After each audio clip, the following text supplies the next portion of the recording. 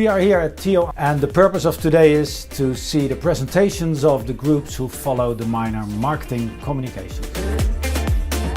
So I chose this minor because later on in my life I want to do something with digital marketing and with creating new concepts for brands or new events.